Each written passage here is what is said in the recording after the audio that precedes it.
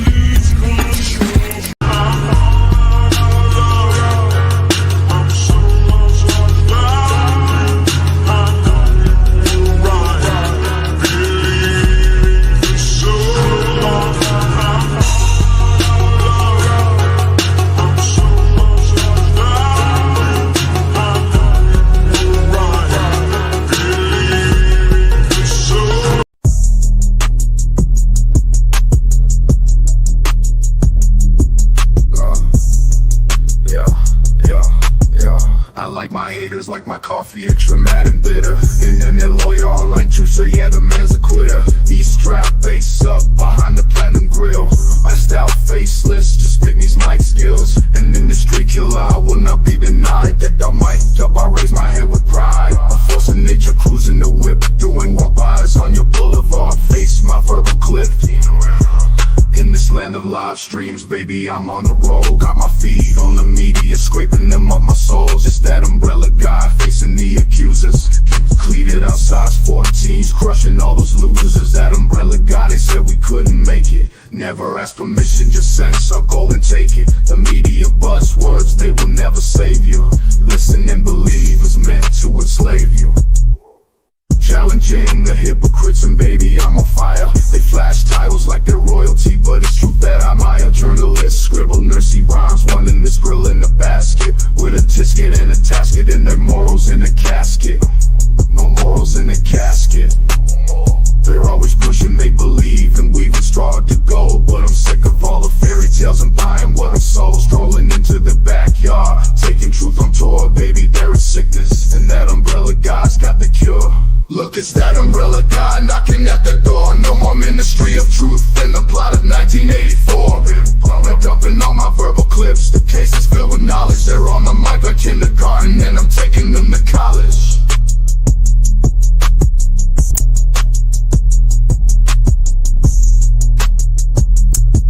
Why the mask, baby? Cause this has to be a crime. I'm taking the mic and boom, they're in the chalk outline. I used to throw elbows, but now I'm dropping nukes. You wrote another hit piece, isn't that cute? And the worst part, they'll never learn it before the state start channeling crash and burn. They pretend that we need to get their permission. That umbrella guy crushing their ambitions. You're not my competition. It's that umbrella.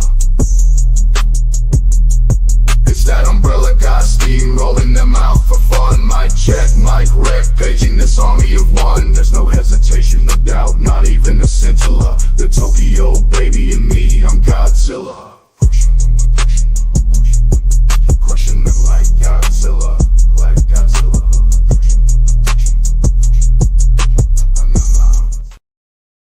All right. What's up, folks? I hope you are having a wonderful day. And welcome to Holiday Week, by the way. Love to everybody out there. I hope it is going great. And for some reason, if it has not gone great, well, tonight we'll make it better. It always does. Love to all of you, though. That's why we do this stuff. Because, again, holiday, it is there. We are always there for each other. Man, by the way, today, I did take the kids out. We went down to the old Murfreesboro, Tennessee, running around. Oh my Lord. Those kids, man, they are hilarious. We got some Easter bunny pics. That was kind of fascinating. Being able to get Easter bunny pics. It's fascinating because we have pictures when my oldest was 5 with the Easter bunny, and now we have pictures with my youngest who is 5 with the Easter bunny. Them together too. It's kind of cute. Compare them. Oh, and last night the little one lost her first tooth. Yeah, that's right. She was very excited today. Because of ye old tooth fairy. She was like, "Ooh, gonna get hooked up today." But she lost her first baby tooth right out there in the front bottoms. She was like, she's funny too.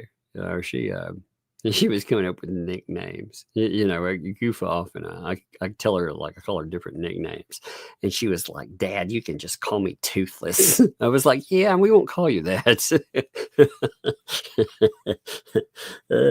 Too much chatter on ye old Toothlesses. I don't think I want to call you that. Oh my God. Fun times though. Hey, I did something earlier. I was playing with Croc. And, yesterday we were talking about Tree Stranger.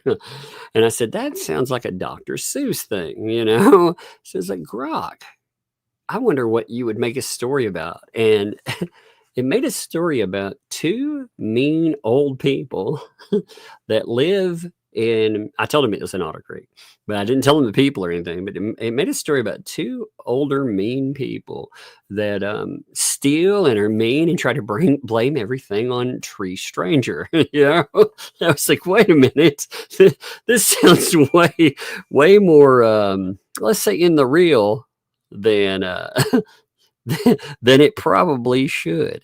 I was like, that's kind of, I don't know. That's just kind of funny. I'm going to read you some of this, though.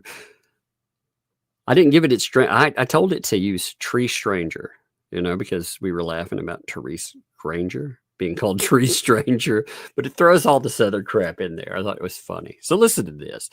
In a zippy dippy land of Otter Creek, where no otters splash, that's old-timey speak, breakdancing turtles twirl on shells, so fly, and balding chickens strut with squawk sky high. I was like, wait a minute.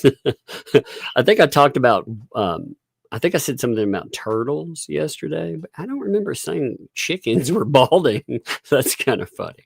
But trouble brewed with 2 old scamming creeps, Missy Snarl with sneers and Gramps who sneaks. Snarl with hair like moldy mop-ins, knotted gross. Would swipe your shoes and cackle, "Hey, I'm not spotted." Gramps, meaner still, with teeth like rusted forks, stole gum, goldfish, and even plastic sporks. Wow, this is hitting close to home. They'd nab the turtle's boombox, blaring loud, snatch chicken eggs for soup. They'd sell unbound. Wait a minute. That sounds... But when their schemes went splat, as schemes will crash, they'd holler, "Tree Stranger's fault. She's total trash." Wait a minute. Again, this is getting really close to real. Tree Stranger, quirky, with a face like bark. Again, I didn't describe anything, so it's just what it puts together, the way it understands it. Adored Otter Creek, its creature's zesty spark. She'd crouch in the ferns, giggling, what a blast, as turtles spun and chickens moonwalked past. Tree Stranger, screeched Snarl, her voice a grating yowl. Well, that sounds, again. You stole my purse, my pearls, and my pet barn owl. Gramps bellowed, you wrecked my toupee. You burned my boots. He'd hawked them both for cash to bet on flutes. Oh my God. It's pretty funny. The turtle froze mid-pump. They were popping. They were popping. Their shells a tilt. Tree's weird, but stealing? Nah, that's not her guilt. The chickens clucked. She's cool, you fibbing frauds. But Snarl and Gramps kept pinning crimes on Tree's broads. One day, Tree strangers, sick of their bunk, whipped up a trap, more nuts than any junk. She strung up vines and glitter, glue and gloss, and tossed fake rubies, shiny bait for Doss. Jewels, grasped Snarl, her greedy claws a quake. Mine, roared Gramps. A dove, the mistake. And dove, their mistake. They lunged, got glued in sparks, stuck like hogs, and flailed in glue, and it says goo, but glue, bedazzled, cursing bogs. And the turtles is almost over. The turtles breakdanced, clackling till they cracked. The chickens whooped, doing flips, feathers whacked. Tree strangers sprang from the bushes, leafy smirk. I didn't thieve, but man, you're scamming jerks. And the creakers, they cheered, their hero draped in glee, while Snarls and Glams, glued fast, just fumed unfree. Huh, you mean he went to jail? That's funny. So heed this yarn in Otter Creek's wild spin. Scam not, our tree will spark up your skin. Will spark up your sin. That's pretty funny. With no correction or anything. I think that's pretty funny. I try not to correct AI too much with stuff. Again, it just makes up its own story. So if it talks about Gramps or whatever, that's not me. It's like they're scammers, and I was like, wait a minute. Oh, by the way, we got a new post from LMNP. This out there too. We haven't talked about this one yet. So apparently now they're not going to talk anymore about court questions, even though she told people to ask questions and she would answer them. So apparently people were asking questions she didn't want to answer anymore. And now suddenly blame Jeremy. But it's amazing. It was like just 2 days ago, she was like, I'll answer anything. I have nothing to hide. Then she deleted the posts that said that shit. and put up this. Hurt people hurt people. I've decided that I'm going to just post my truth. Of course, my truth, by the way, is not the truth. That's the one thing you have to remember. People that use my truth, they oftentimes are not telling you the truth, And let everyone read the filthy, nasty, evil comments. The evil comments that come from the other side. Of course, anybody that asks questions, they're on another side. So apparently, if you were asking the questions that she told you to ask, apparently you're some kind of monster. Isn't that fascinating? I watched them, by the way, the ecosystem, turn on another one of their own. There's another one that they've apparently gotten sick of, and they've been turning on real time, making videos about and everything, just like David the Donor. I hope they all understand that sooner or later they will turn on you. Fascinating stuff to watch. But anyway, let's keep reading this. Because not one of these comments has ever came from my mouth.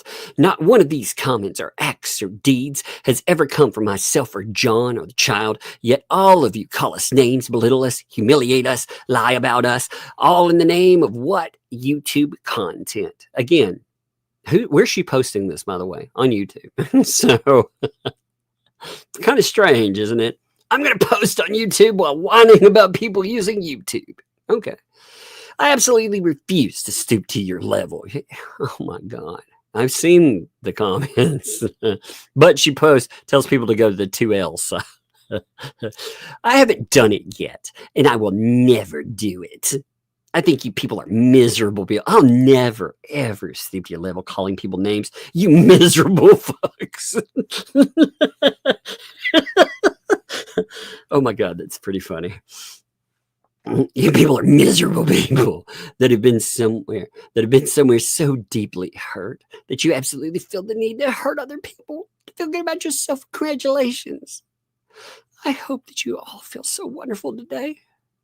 I hope that your black hearts, again, I'm not going to be insulting and stoop to your level, you black-hearted, miserable fuckers. I love it. are filled with love and joy. And I hope and pray within all my heart that God gives you blessings that your heart desires. Da, da, da, da, da, da, da, da. Then we get to this part. This is what I really enjoyed here. I will not answer questions about court. Now, again, she told people to ask questions. Just 2 days ago, she was making that clear. Now she's like, go over to my PR channel. Remember, though, not my PR channel, but I'm totally directing everybody over there to make sure, because they're my voice. They speak for me. I will not answer questions about many things that could cause any issues with these cases. If you want to go to 2Ls, follow the case there. Thank you. If you choose not, then you choose not to hear both sides. That's up to you. But I will not answer any court questions at all. Thank you. I guess being asked certain questions and kind of digging that hole a little deeper. Maybe somebody was like, shut up, woman. Why are you still posting? Oh my God. Oh, it's so good. It's so good. I enjoy it. Now, we had something on the docket. It popped up yesterday. We did not finalize it because, it was 9 pages long. But it's fascinating because in it actually calls out lies. That's right. Lies in it. Now, I'm not shocked by some of the things that I see in this stuff either. Give me a second here. What I do find fascinating, though, when we're talking about everything, let me see. Like, I found this wonderful thing. Would you like to see something interesting while we're talking about this stuff? I mean, very interesting. They talked, for example, about, give me 1 minute here. They talked about the billing, the billing for steno. Well, funny enough, the communications, well, let's see. The communications that they tried to utilize, the ones that they tried to weaponize and more. Yeah, those communications, maybe they're sitting right in front of me.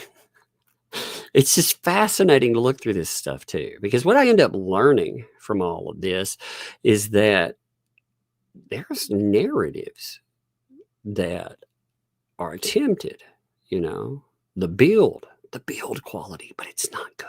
It's never good. So let's look at this filing, and then we'll throw that in there too. Now, this is if you've been playing at home, the stuff gets a little confusing yesterday because we've been bouncing a little bit into one of the other cases, Federal 2. And it got even more confusing because apparently all these idiots on the other side of this, they don't realize that there are 2 cases. Remember yesterday, LMNOP makes it, by the way, I'm going to tell you today, if you missed yesterday's live stream, you've got to watch it. I will never normally tell you, you've got to see a live stream, but yesterday's live stream, that stuff was banger. You need to go into, give me 1 second here. You need for sure to read the last filings that were in federal case number 2. You have to. Like, they are oh my God, they're some of the best filings I've ever seen in my life. I'm very happy with them. There are very few that I'm like, man, this is amazing. But 23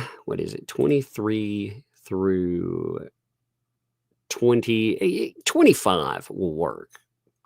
So you want to check those out for sure. If you miss them, I'm telling you, they wrote their own filings, and some of that stuff is absolutely amazing. It is, oh my God, it is like a gift that just keeps giving. Oh, by the way, I got a random question for you. So when I took the girls out for candy, I just noticed this while I was pulling up some screenshots. When I took the girls out, and got some candy and stuff today, because I told the little one I would definitely 100% get her candy. When I did, I noticed these giant gummy bears, right? They had a giant gummy pickle. Oh, okay. But it's a giant gummy pickle that's pickle flavored. Now, any of you out there, do you think, Man, I really would like to have a gummy pickle that is pickle flavored. Because to me, that sounds pretty damn nasty. I don't know about you, but it sounds pretty nasty to me. I thought, why not buy a pickle? If you get a gummy bear that is pickle shaped with a pickle flavor, why not just buy a fucking pickle? I'm just curious. Oh, one other thing too, before I start this. So I don't know if I told everyone this or not, but around Christmas, somebody gave me a 1 second here. Somebody gave me a cigar cutter, like a thing to go and basically get one on Amazon, right?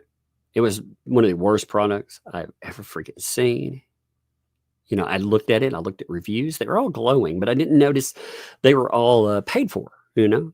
They were all comped reviews, got a free product and stuff. So I tried to put in a negative review because it's terrible, dangerous is what it was. It was beyond not good. It was dangerous. And I tried to put in a negative review. Amazon wouldn't let me for the longest time. I complained, and finally I got a negative review through. Okay. So 3 days ago, the company that makes those started barraging my email, like writing me over and over again. And they are trying to give me either, they want to pay me, it depends on which one, $20 to $50, like in gift certificate to take my stuff down. Now, isn't that illegal? Aren't they buying reviews?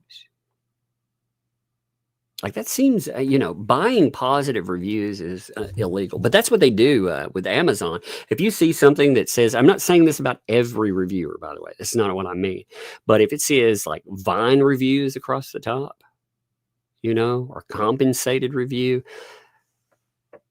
I'm going to say at least 95% of those are always positive, and they pay for that program. So isn't that really buying reviews? Especially when they wouldn't let me put up a review, even though somebody had given me, they'd essentially bought the thing for me. You know, it was supposed to be a Christmas gift. It was terrible too. But I thought that was fascinating. I thought about pulling up the stuff on that and showing it off to folks, because I don't want, I'm going to make them give me money first, because I believe it's a crime. And that way I can be like, look, here you go. Here's proof. You know, but they have been trying to solicit taking that down. That's so scammy. You know, it is so freaking scammy. Anyway, that's neither here nor there on this, but still. Now on this, right off the bat, you'll notice a difference from yesterday. The difference you might notice is look right here. Look at that.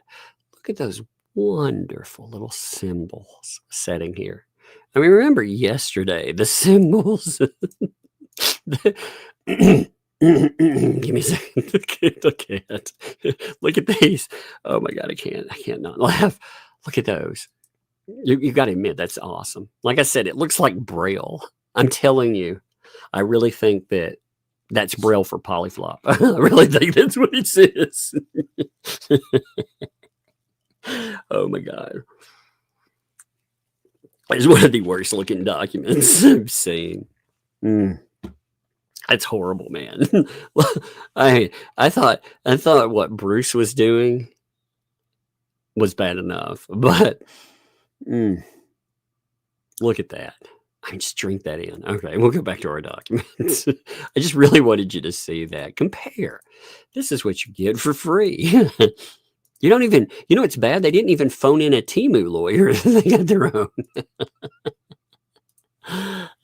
Oh shit. I noticed, by the way. So the two fats, not only have they tried to steal ridiculous, right? They keep going that, but they've tried to steal the no and no thing. I mean, they steal everything. They have no original concepts. Isn't it amazing?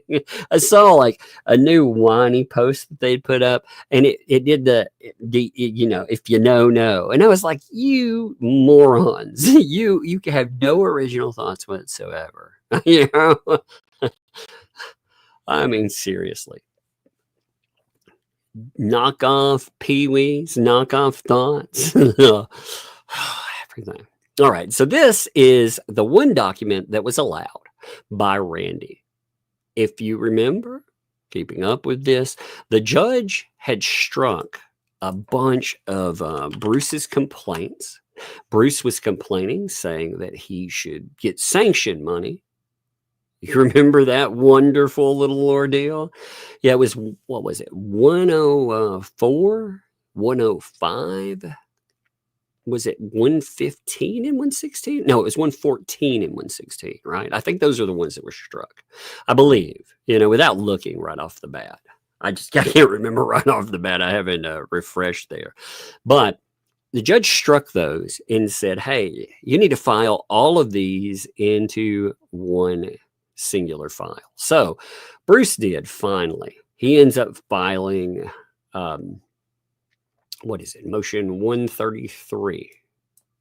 Let me pull it up. We're not going to read it though. I'm just going to pull it up for completionist's sake. I like to be completionist. So document 133, like I said, it files all of its, oh, it's so boring too. It is. It essentially, part of it though, has a big fat lie in it. It's a big fat ugly lie. But he's essentially asking for sanctions over 4 items. Let's look at this real fast. This is what drives me crazy with the ecosystem too. You can agree or disagree with me, but at least I'm going to put a document in your face. I'm going to be like, this is what this is over. Everybody should do that. It doesn't matter what your opinion should be based on something besides your disdain for someone. You can dislike people, but they can still be right in court, That's something it's really hard to get across to people. Like this, if you looked at this case and you don't like either party, it doesn't matter which one. But say you didn't like Jeremy Hales for some reason. Okay. You have to look at the case and say, is he right in the case though? That's something that people have a really difficult time doing. Looking at something and saying, will this prevail? People don't like to hear if there are, they hate a person and yet they think that person has a strong case for something. That's what a lot of those ecosystemers cannot get through their thick fucking skulls. This case gets better and better because these people keep doing stupid things. But Bruce filed where he was talking about essentially, we need attorney fees for, he says, need them for Amanda Martin's depot. Why? Because Amanda Martin's depot, that's for generation of YouTube content. Okay. He's going to answer that, of course. Says, well, Doc 85 and 86, the motion to dismiss or strike counterclaims, those. We also need that because he called me out in Doc 80. You remember when he talked the smack and said, yep, you a liar.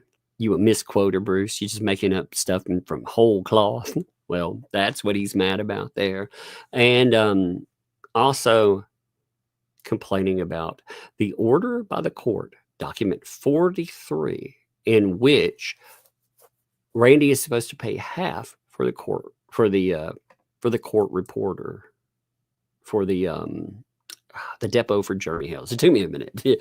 Excuse me if I have some if I have a little pause in the brain cell here and there.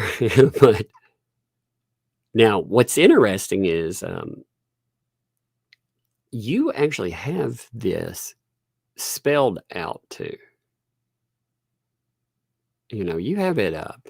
You have this spelled out. Now the fourth one in emails, which we're going to look at as we get there. We'll look at those and see exactly how that comes across. Because we're told that money wasn't paid, and yet it's been cleared up, and there are emails that back that up that Bruce was told about that said 100% that everything had been paid for. Okay, so again, document 135. Isn't it crazy? We're on 135 documents. Again, this one was allowed. This is Randy responding to BBB saying, okay, so plaintiff Jeremy Hales, we're just called Mr. Hales, by and through undersigned counsel, responds again. This is to 131.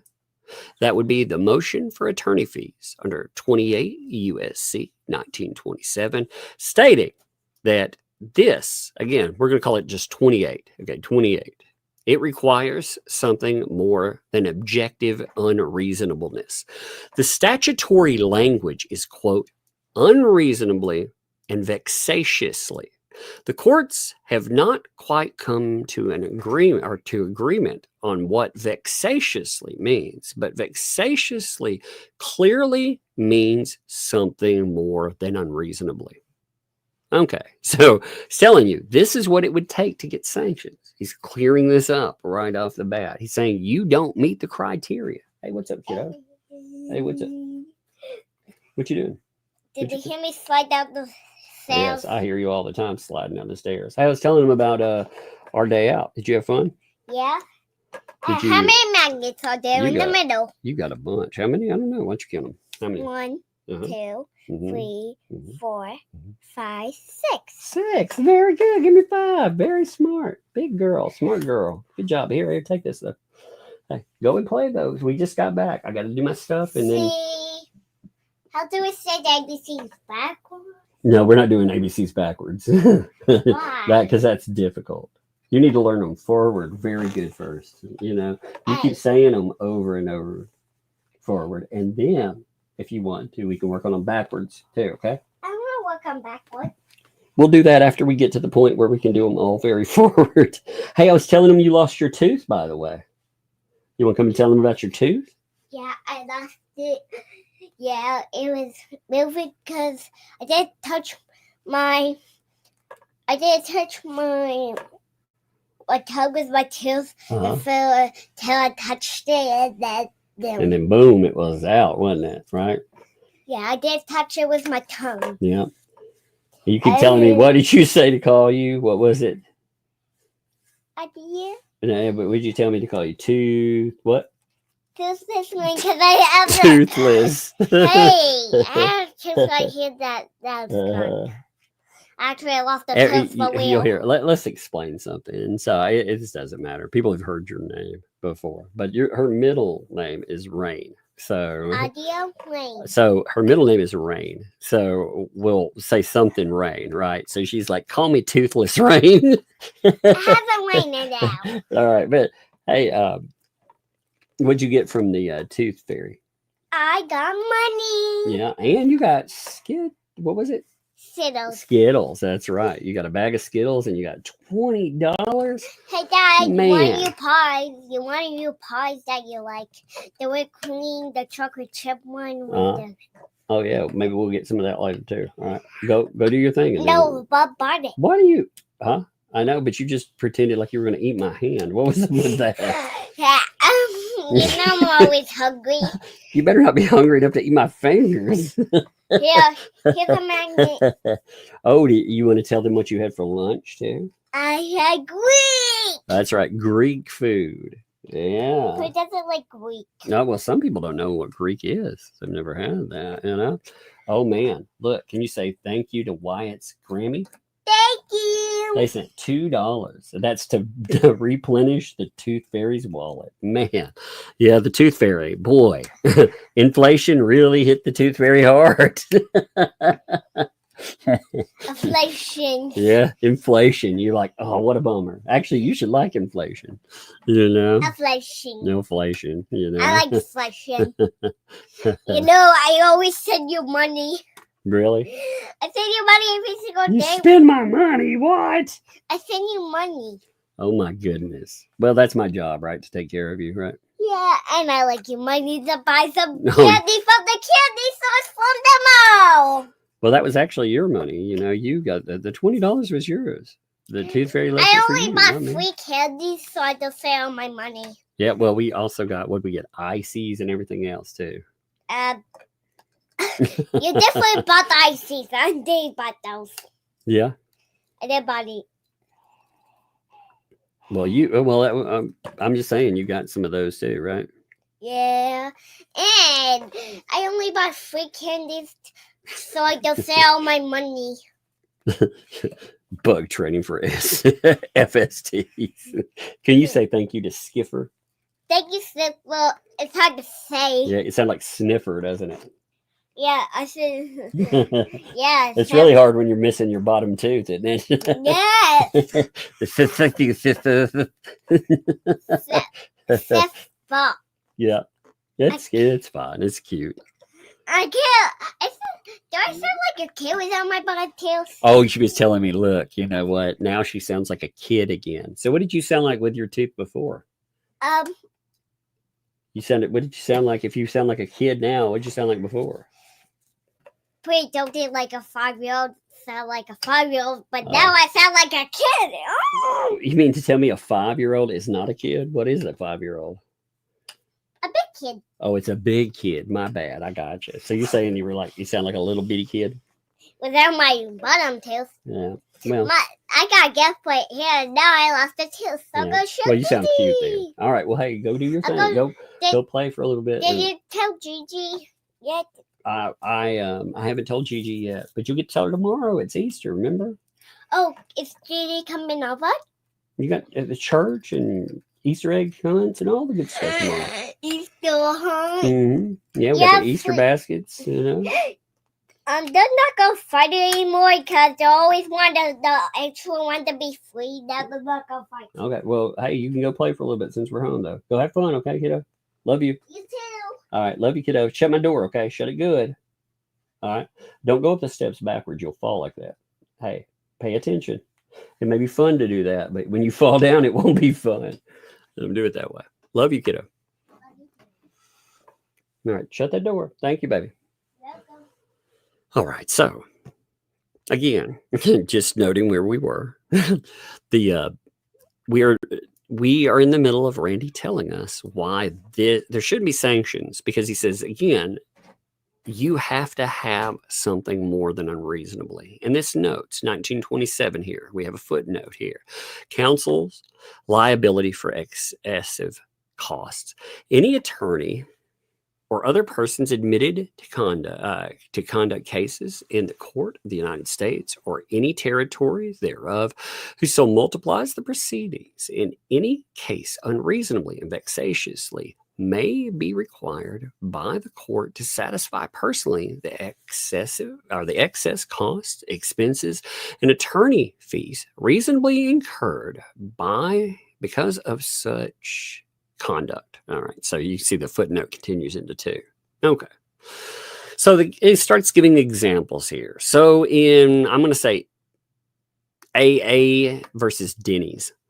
The 11th Circuit Court of Appeals held that, quote, an attorney's conduct will not warrant sanctions if it simply fails to meet the standard of conduct expected from a reasonable attorney. See, isn't that fascinating, by the way? So a lot of stuff what this tells you is a lot of, like, Bruce by himself being a shitty lawyer, not having conduct that you would expect from a reasonable lawyer, that doesn't necessarily mean that you could get sanctioned for that.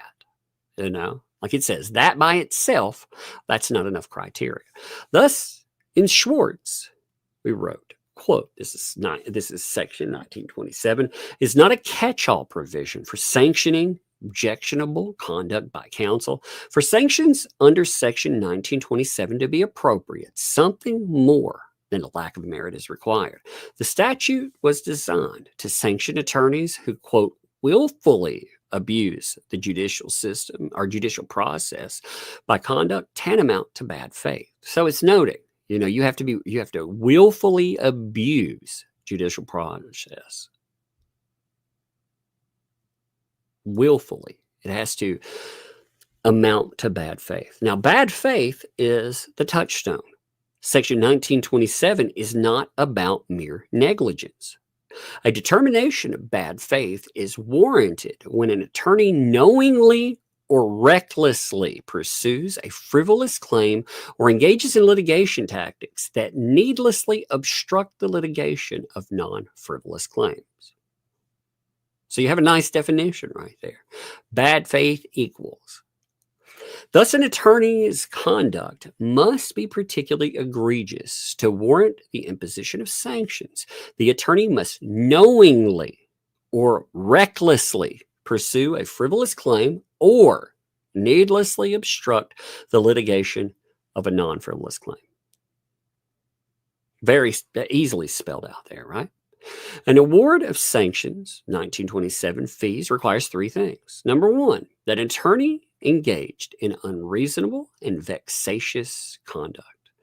Number two, that the conduct itself multiplied the proceedings. And number three, that the dollar amount of the sanctions must bear financial nexus to the excess proceedings. You know what's fascinating is when you take this, like with Bruce, for example, if you read Bruce and what he's noting, he tries to note the same thing, but he tries to note it. Like, check this out. So I noticed this when I was going through here.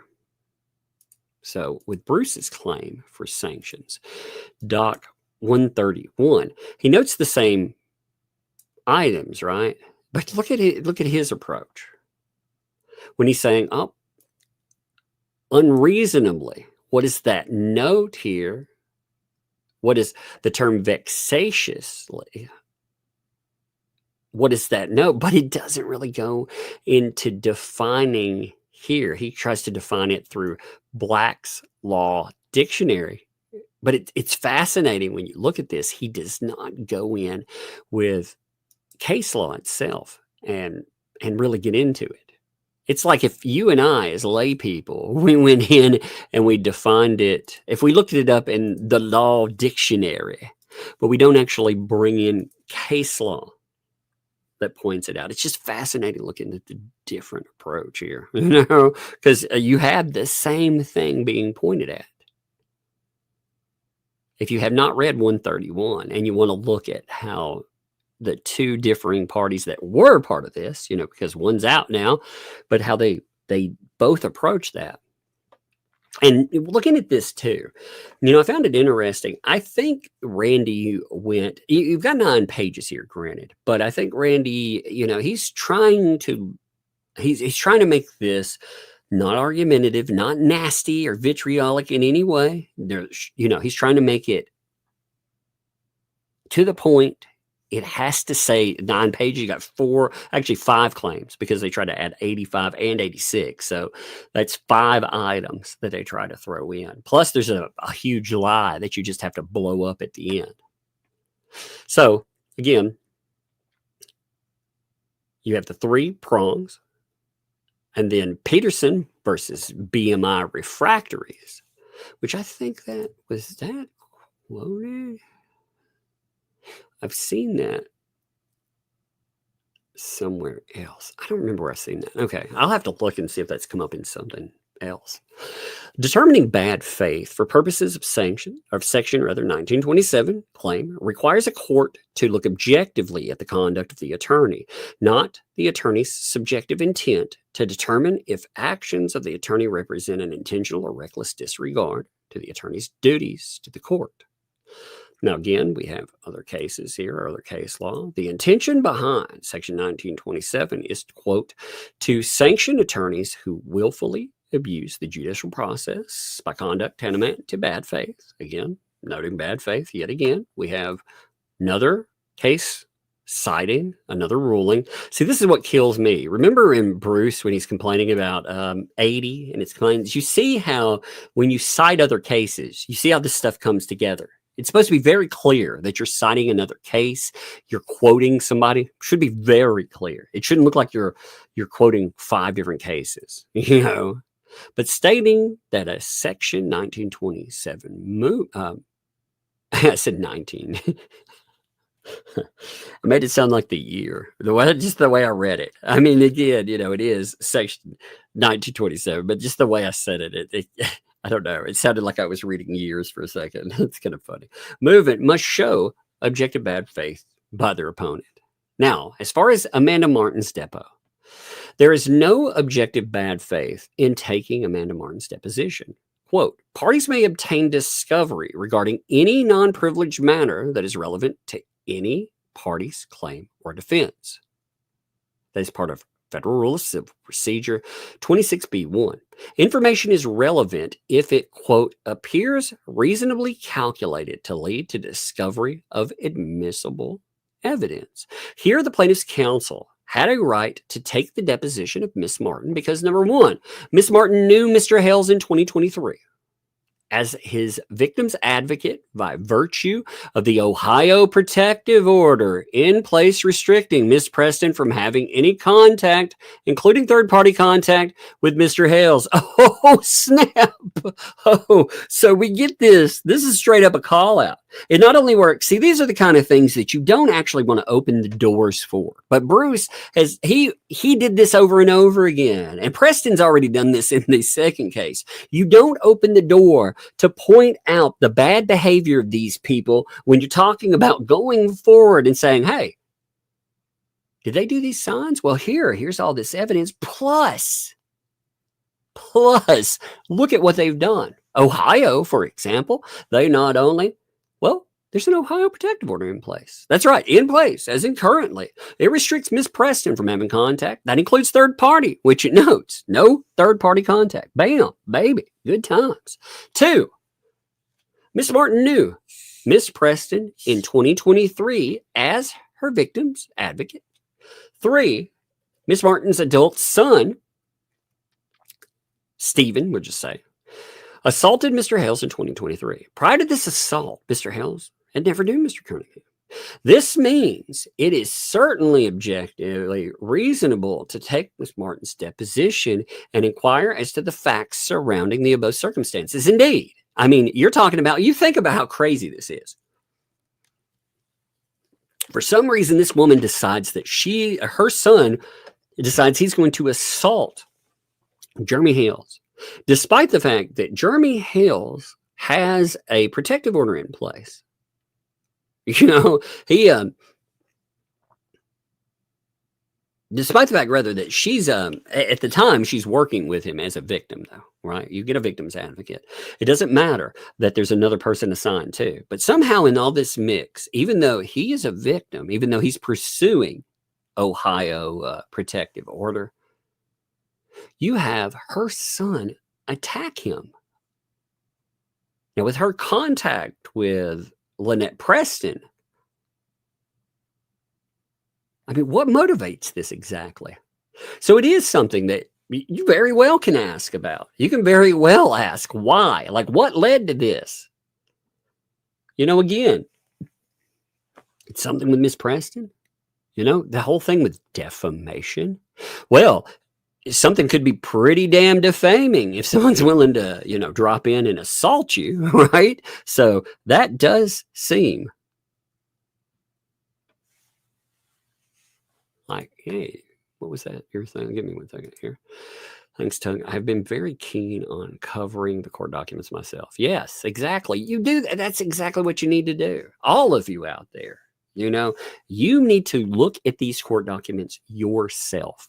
You know what I'm going to do going forward? I'm going to, it may take a few days, like right when a document comes up. I mean, to drop it in immediately because we've got to redact and all of that stuff. But what I'm thinking about doing, since I host Dropbox, I'm thinking about opening a public Dropbox and making documents available for you. That way you can go in. They are public documents anyhow, right? But when we get a hold of them, making documents after a certain time, it depends. Like, I'm going to talk to, like, if I'm not paying for them and somebody pays to get them like pulled up or something, I'll talk to them about making sure that their costs are met for sure, you know, because they shouldn't bear the cost where everyone else pulls up. But I thought about doing something where we could, again, you know, if we need to pull you know, documents aren't terribly expensive anyway. A lot of them we can end up getting for free anyhow, but the ones that we can't for some reason, we could pull resources, and that way everybody could read that, because I'd like all of you to be able to pull these up and to not incur costs while you do it. That would actually be a good thing. So it's something to talk about, you know. I think hosting everything there, you know.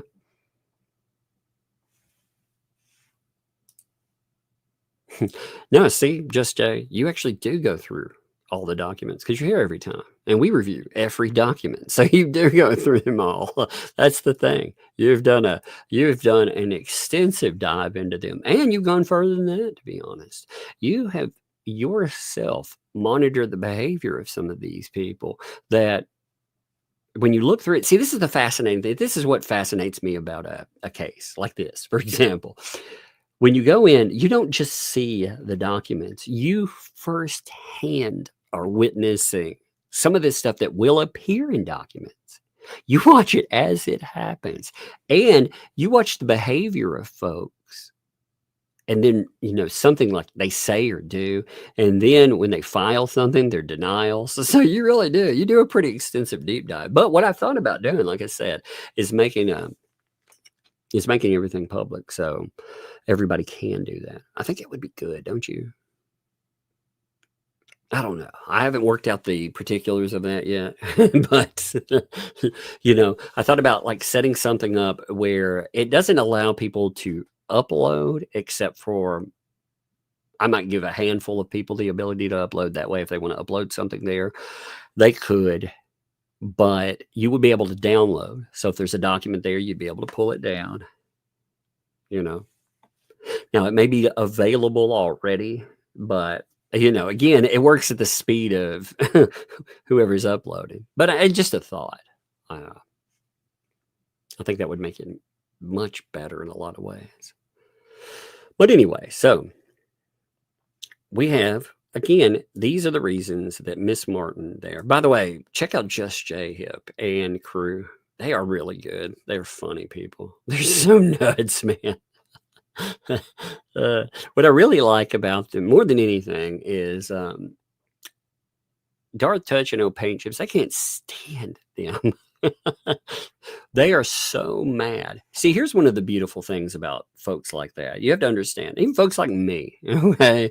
Any of us that are covering this, the people that are legitimately being harassed, like a Jeremy Hales, George, all the folks that are around them, Deanna, the Grangers, all of those folks, Travis, if they're spending time pointing at Just J Hip, Rogue Mama.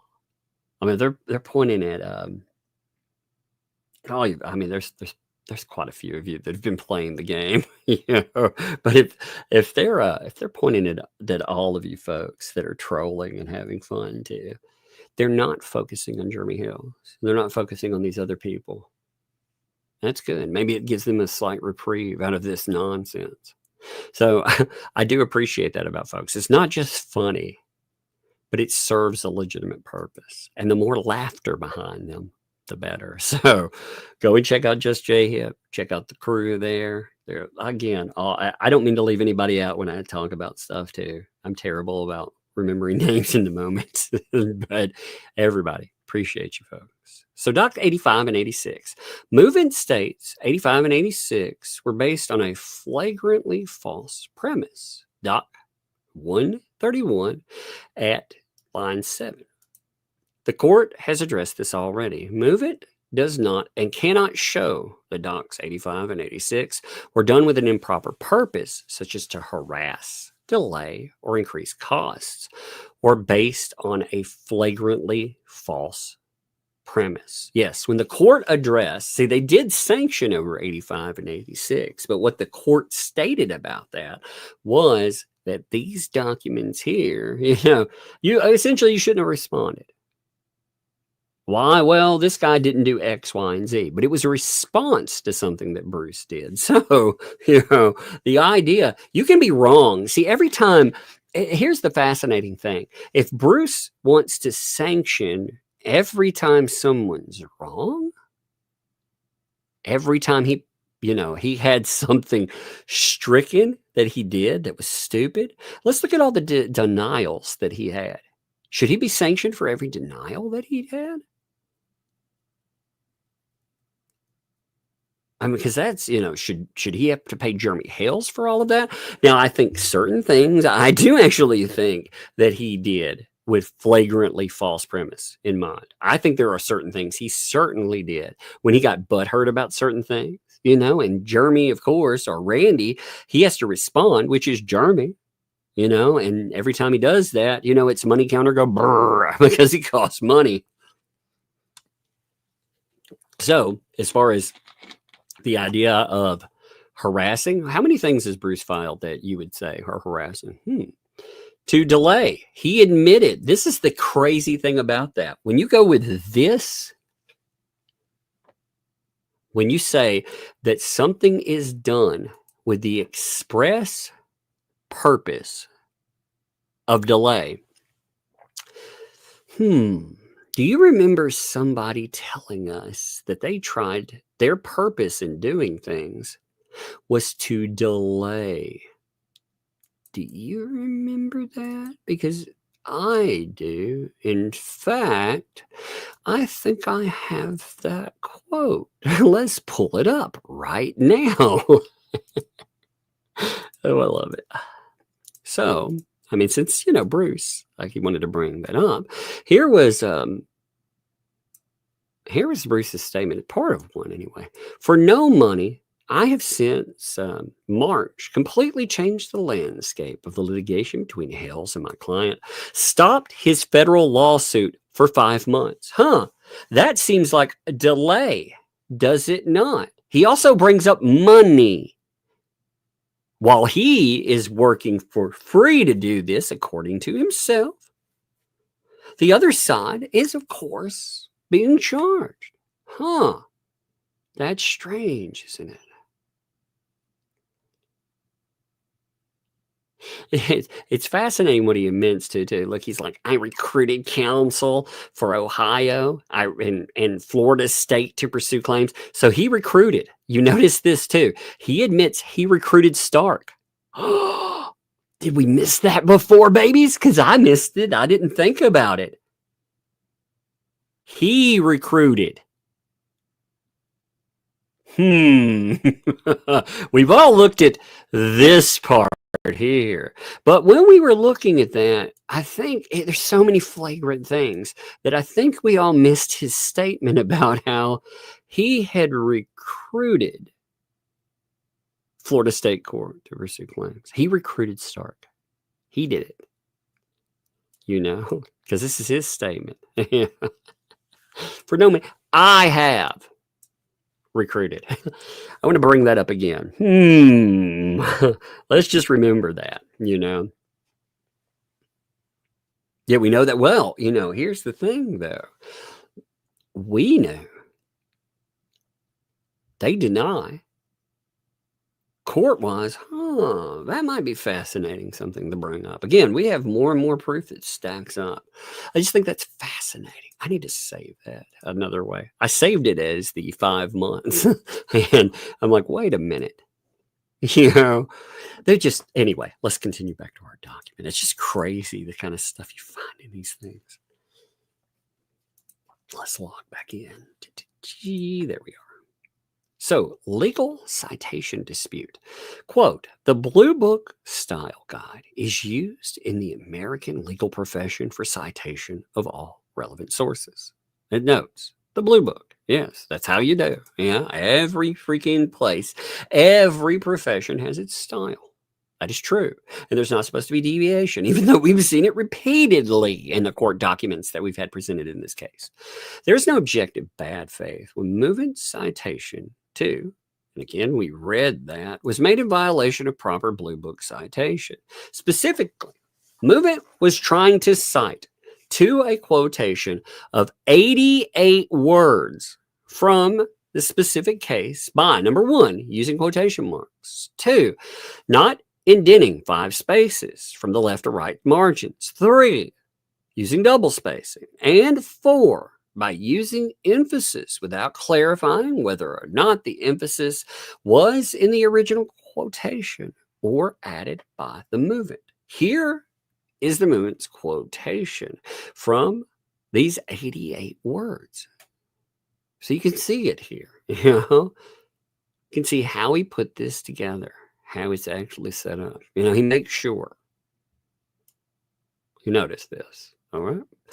Now, it is undisputed that this quotation is more than 50 words, all right? Pursuant to the Blue Book, Quotations of 50 words or more should be single-spaced, indented on both sides, justified and without quotation marks. This is known as a block quotation.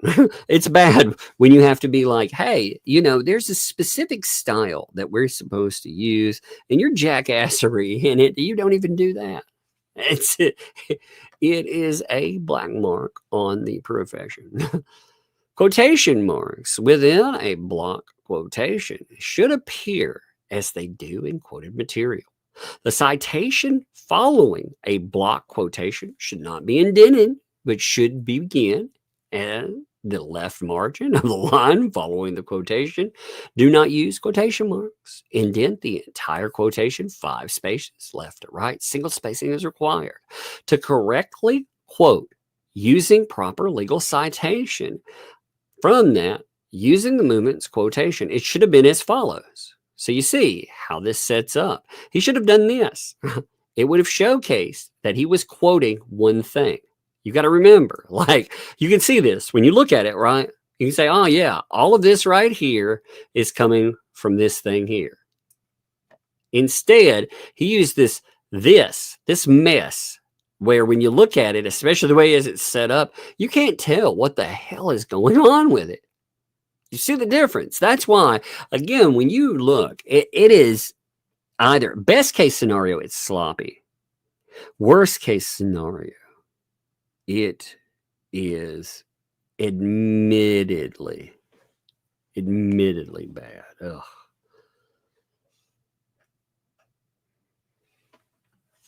Instead, movement violated the requirements for legal citation in all the above ways. This kind of confusion could have easily been avoided. Yeah. Using proper legal citation. Again, he should have been using, again, these should be problems. This is basic level shit. This is the kind of stuff that you shouldn't have to talk about. When you have somebody that has been in a courtroom, if they're running here, I got to get it. What's up? Hey, girl. I found this on the ground. What is that? Oh, yeah, they're stickers. What is that from? Oh. Oh, no, it's colors. Well, what is that? It was on the ground. Yeah, it came from something. Well, go sit it on the table by all the other stuff that's up there. Maybe we'll figure out what it's for later, okay? I'm curious. Thank you. I'm coming in there, guys. What? Was that English? What'd you say? How can you not hear me? I speak English. You speaking? Are you sure? I thought you were speaking Duplessis. I don't even know what to say. All right. Hey, go play though. Hey, give me 5 though. That was good that you found that. Put it up there. Thank you, baby. Close my door too, okay, for me? I like that little hat. Well, if you're good, then we'll have them tomorrow morning when you get up, okay? Before church. If you're a good girl, which you are always good girl. So. Every single day. I know. That's what I'm saying. So it'll be no problem. We'll have it then, right? Yeah. All right. Love you. No, so it's not going to be no problem. No problem at all. I know. That's great. All right. Back to this. Give me a second. It's going to be clicky and I end up highlighting something. I can see it highlight when it's coming up. Moreover, omitting emphasis added can be seen as misleading, as it might not be clear to the reader that the movement altered the original text by bolding certain words. In any event, it does not show that counsel so multiplies the proceedings, in this case, unreasonably and vexatiously. Now, then we get to the dispute over court reporter. Now, listen to this stuff. This is crazy right off the bat anyway. So the same court reporter handled both parts of plaintiff's deposition. Now, as part of normal attorney procedure, movement counsel secured a court reporter and thereafter received an invoice for the first part of plaintiff's deposition for both the attendance of the court reporter and for deposition transcript that was ordered. Plaintiff's counsel ordered a copy of the deposition transcript for the first part of plaintiff's depo, which occurred by Zoom, and received an invoice, which was paid. Okay, so you're following this, right? You have, again, you have the original. This is how all of that went with the first portion, right? During the second half of plaintiff's depot, which occurred in person in Pensacola, Florida, the same requests were made. However, it was movant's counsel who said nothing to either the court reporter present or plaintiff's counsel when plaintiff's counsel again ordered a copy of the deposition transcript.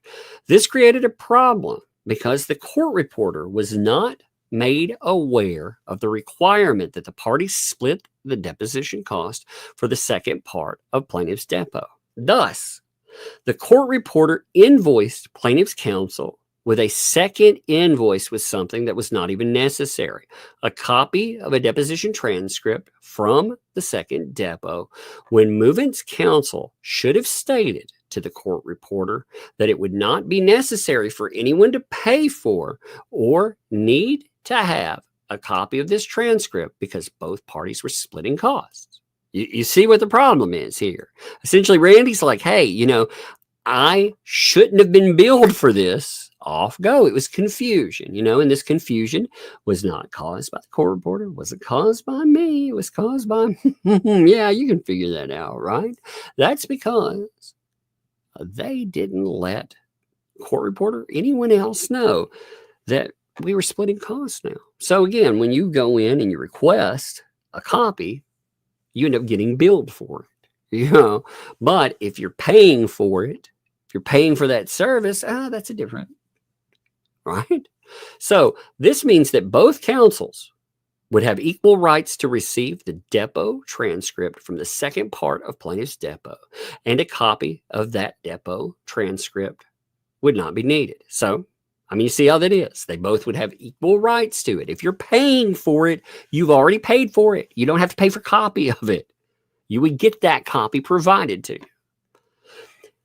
And even if it were, common sense dictates that the parties split the total cost for both invoices for the second part of plaintiff's depot, right? The confusion was finally cleared up by contacting the court reporter, who eventually did a quote-unquote post-mortem analysis of why there were two invoices for the depot held in person.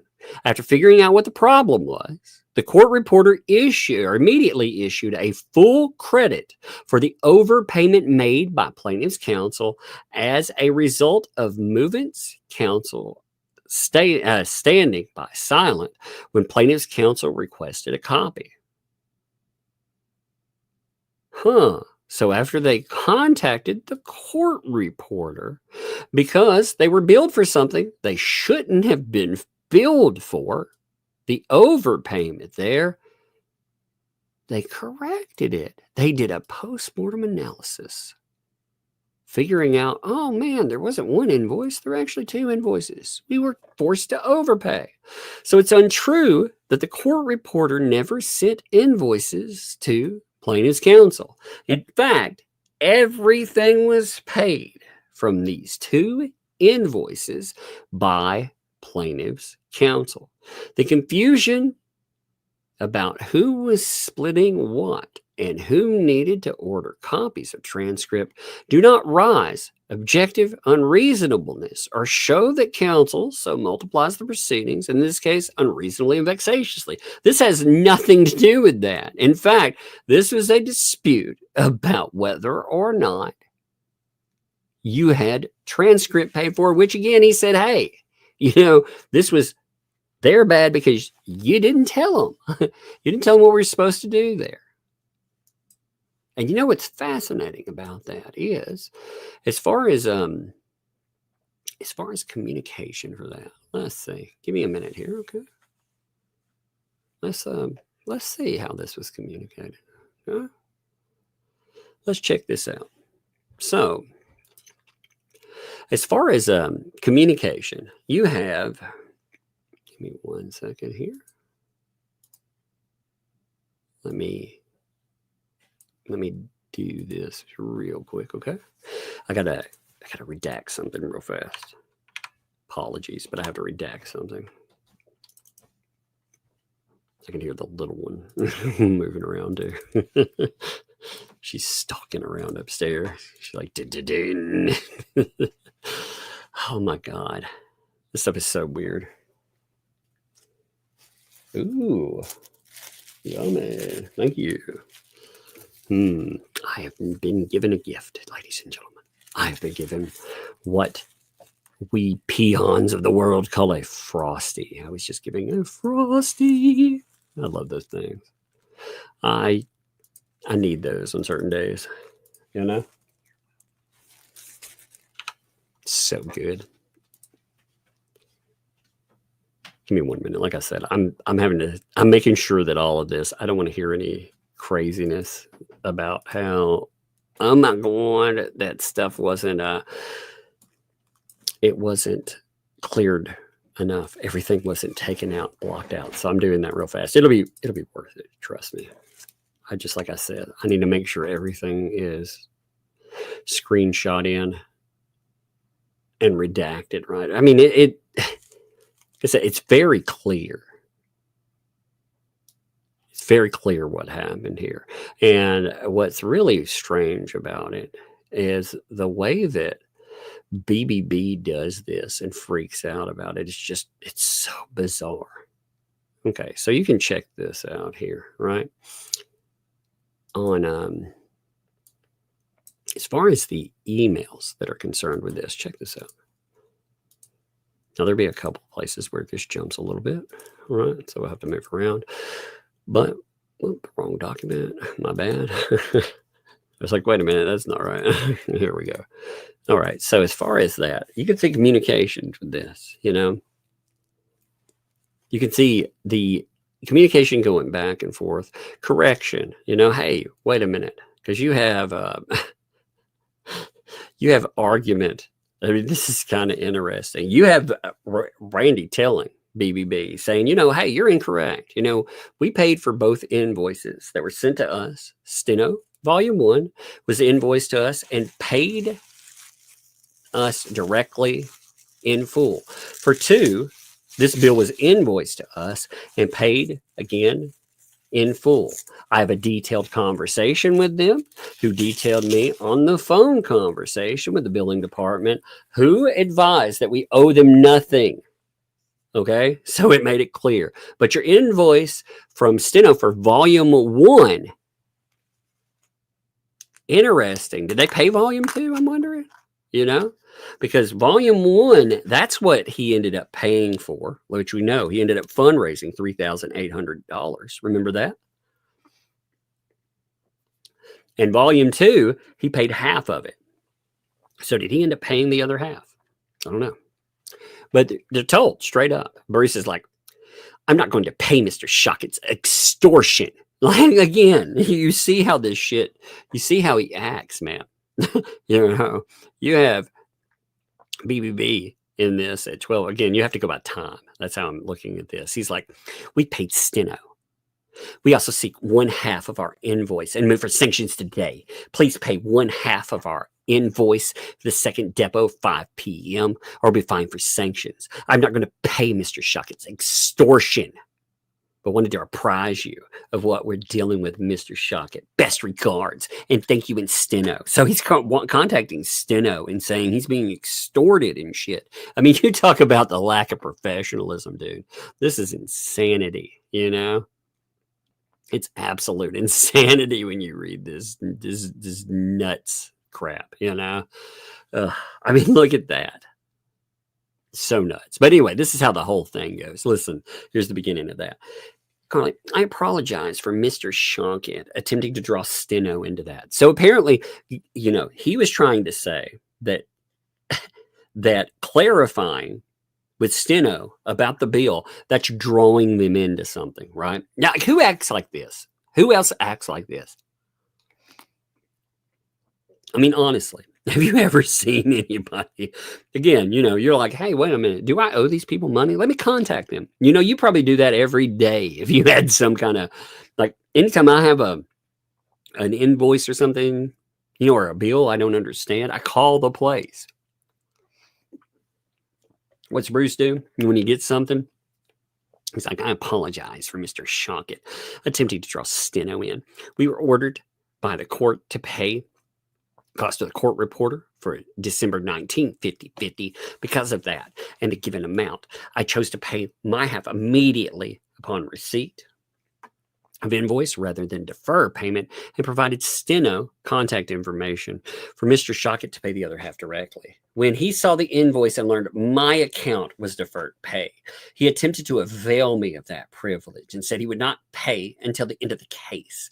He then ordered his own copy of the transcript at cost $790, sent the invoice as showed me paid to mislead me that he satisfied it. So you can see the problem right here.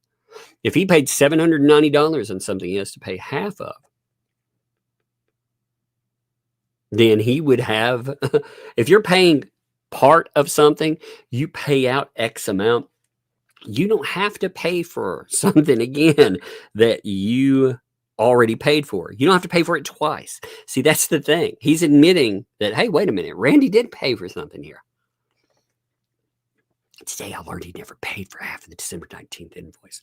Only after I informed him I would file a court martial, he called and paid it. Now he's claiming that I owe him half the cost of the extra transcript and is threatening me with sanctions. Oh my God, look at this nutty shit. You know, and you see this. Okay, this is what, like I said, this is block quoted all over the place. Like there's a mess. It's a mess of documents, even with, you know, where I pulled it together, you can see it bouncing around time wise, you know, where the quotations come in. But here's where a question was asked by Randy. He said, you know, he's asking steno. He's like, hey, you know, this is strange. If I'm paying half for a main transcript, why is it necessary to provide a copy? Right? I received a separate invoice for a copy. Did I ever get an original transcript? You see the problem there. I think that's very specific.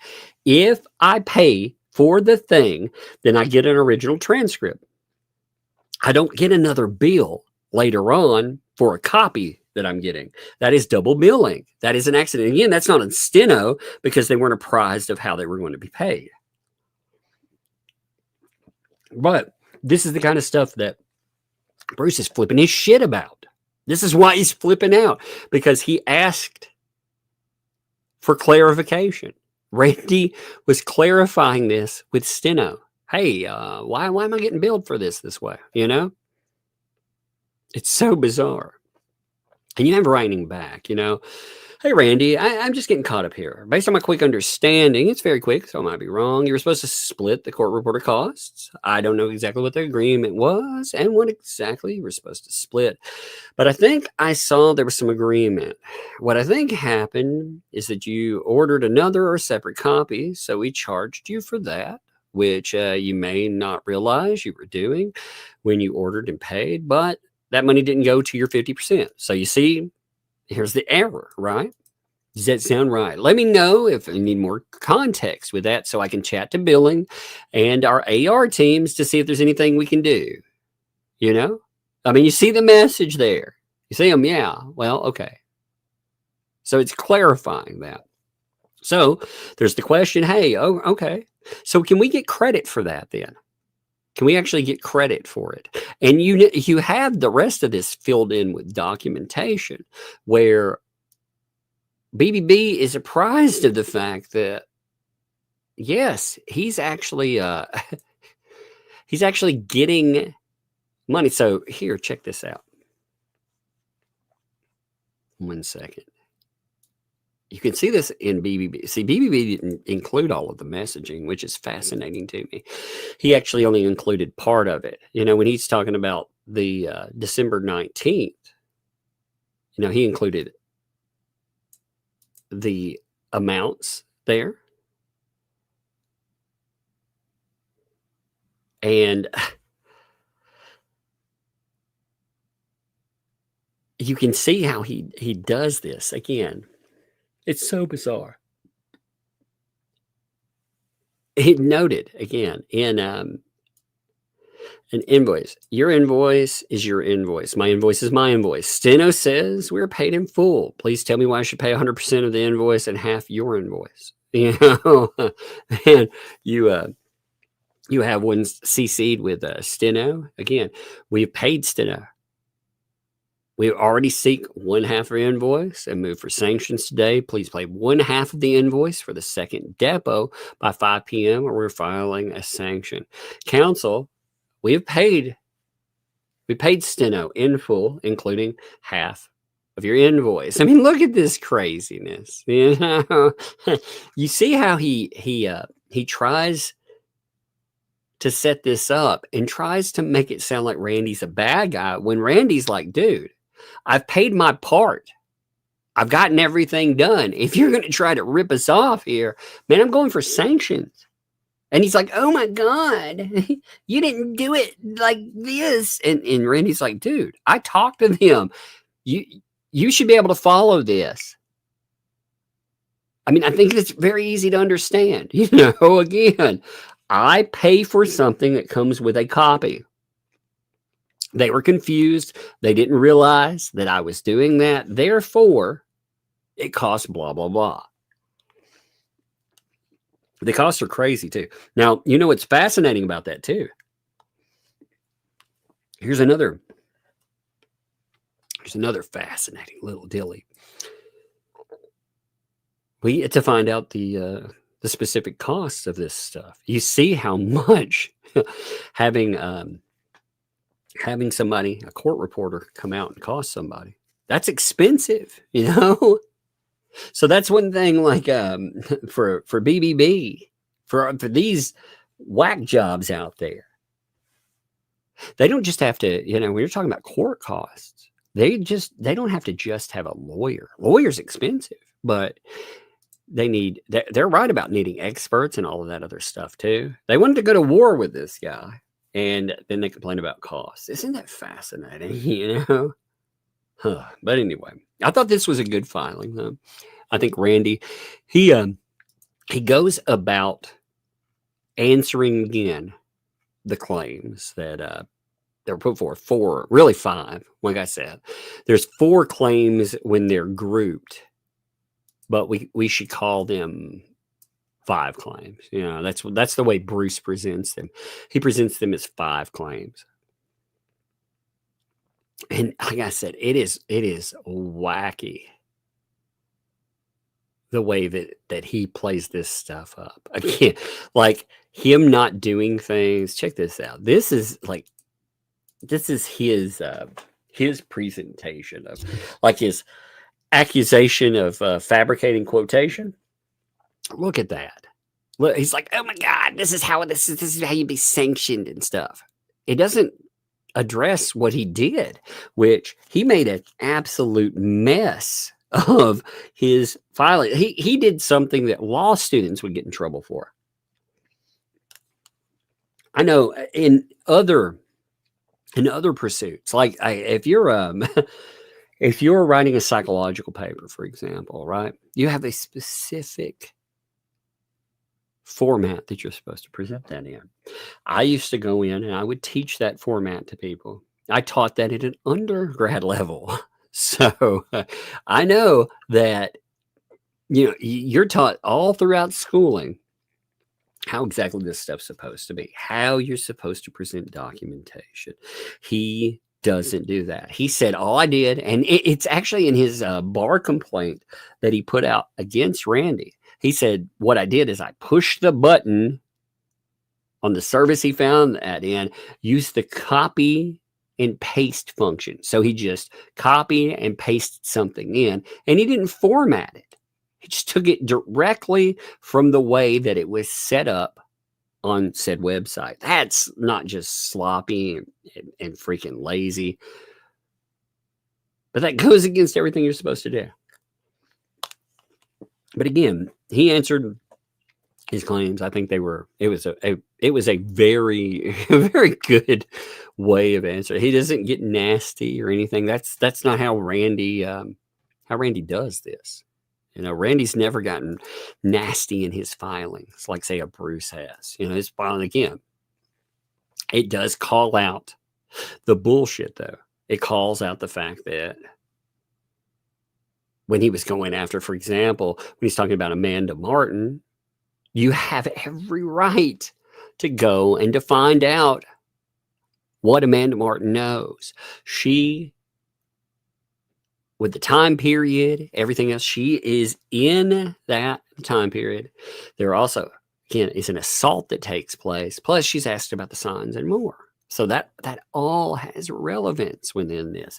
He just gets butthurt because he doesn't like, he wants to narrow things to the point that essentially he wants to play the idea that no one else knows about or has seen the signs. And if you dare bring something up and start asking about that, you need to be sanctioned. It's wild. Meanwhile, what did they actually turn over as far as depot? I mean, not depot, but as far as depot, what am I saying, man? As far as discovery, my brain some days, yeah, my brain is tired. It's been a busy day. But as far as discovery, what did they turn over? Isn't that interesting? Anyway, let's read some super chats. Let's do this. Let's see what people had to say here. Alec, thanks for the 3. Fleas, YouTube post. Was she looking in the mirror? Well, it is a fascinating one, isn't it? Like I said, off of that stuff too. I saw it posted over on Facebook. It's kind of interesting because they don't have original thoughts. They love to throw around claims too. They're like, we're going to legally help do this and do that. It's like, okay. So I'm glad that you admit, by the way, that in their wording, they admit, and they have admitted this before, that they're tied into what's been happening legally. So if that's the case, that means as far as any kind of false litigation, boy, you better be careful because you could step right in it too. You know? I always wonder about communications. I wonder if they ever communicated with Stark. You know? I wonder if they ever had communications with these people. I always wonder how hands-off Stark really was. You know, just sitting over there and being like, oh, yep, let me look at that and sign off or what. But Max Lab, what's up, Max Lab? Appreciate you, brother. Hey, Tug. Hey, back to you, brother. Like I said, I hope you're doing good, man. You know, appreciate you as always, too, my friend. Green veggie beans. Thanks for the 5. Polyflop. Male pattern baldness for the man parts. They just fall off. Oh, no. That sounds like a really bad... Polyflop sounds like... it sounds like an erectile dysfunction problem, doesn't it? You know? Well, yes, I was trying to... but it just polyflopped. It's like, wait a minute. They make a pill for that, though. Thank you. Thank you. Can you imagine the commercial for Polyflop? You know how you have those freaking drug commercials that come up? Somebody needs to make a mockery, like a commercial for Polyflop. And make a short one. I think that would be really fun. Suffering from Polyflop? Well, what's up, a ball python king, man? Like I said, love the freaking name all the time. Thank you for the 5 gifted memberships too. You are very appreciated, man. I love your name. Thank you, brother. I always thought about my daughter. This is funny. So my daughter, my oldest, she loves snakes and spiders, all that, because I do. Around here we don't have anything like a python or anything, obviously, but we have everything from chicken snakes and on, and we'll go and catch them. And I'm pretty brazen about it. Like I'll just I've been around. If they're not poison or anything, I ain't even worried about it. Whether they're going to bite me, it's not really that bad. But I'll go out. Like one day, I was with my daughter, and I caught a giant chicken snake that was out in one of the sheds. I wanted to move it. I didn't want it to accidentally get hurt. We were moving some stuff around. We had this giant chicken snake that lived out there.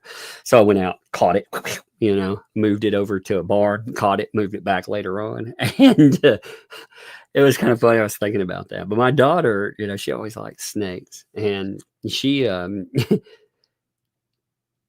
she decided one day to tell my mom, her Gigi, that we had gotten a snake we got a python, and she took a picture from online and she sent it to her phone. And my mom is horrified by snakes, by the way. She is just terrified by them. So it was pretty funny. I was like, I'm never coming to your house again. Oh, it's so funny. Man, the oldest, my daughter, even at 11, like her steer is fun. It's really fun. But I appreciate you anyway. Thank you, man. I know I went into a story that has nothing to do with anything, but I still thought it was funny. Emma, thanks for the 2. Happy Easter from the future. Hey, Aussies. That's right, Aussies. It is a holiday there. Happy holidays. Actually, again, faith-wise, happy holiday. Just holiday-wise again. Holiday, happy Easter for you. I hope everybody's had a fantastic day too. And yes, I am eating a little icy. Frosty. I apologize, but usually I try not to eat anything. But man, somebody set a Frosty in front of me. And I have not had sugar. See, like today, where I went out once a week, I've allowed myself to, like, if we go out to eat, I'll get something, but I'm not allowed to do it anymore. So that's been able to balance things out, and it's been, it's good. Like everything's not off the table. My doctor never said I had to do that anyway, but it makes me manage stuff too. Cause I noticed, like, if I eat something sweet once a week, Lord, I cannot stand that much chocolate and stuff. So it's been a good way, that's what it should be. An indulgence, a treat. It's nice. Today, we had Greek. We have a Greek place. If you ever come to Tennessee, tell me if you're going to be in the Murfreesboro area. I will refer you to a place that you can get some good food. Oh my God! And it's only like it's about $13. You can get hero platters. Oh my God, they're good. They don't look like much. Those places that are great, but they're kind of hidden. They're one of the most award-winning places in Murfreesboro. Murfreesboro is like a Nashville light. It's a nice little. I actually like Murfreesboro. When I was little, Murfreesboro, Tennessee was nothing. It was like a little cattle field, man. There was nothing out there. And nowadays, man, MTSU, Middle Tennessee State University's there. It is a booming town. In a couple of decades, that place will be as big as Nashville. It's wild. It just keeps growing. But there's some hidden gems there. Anyway. All of that from the super chat of Happy Easter. Thank you, by the way. Valor View News. Thanks for the 5. Did you see yours and Megan's ride on the Magical Mystery Tour? I don't know if I did or not, actually. I don't know if I saw that.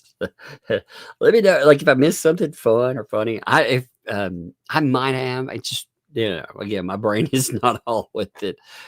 Let me know, like, if I missed something funny with that. I always love you could laugh out of things. Patrick W, thanks for the 8 months. I proofread everything.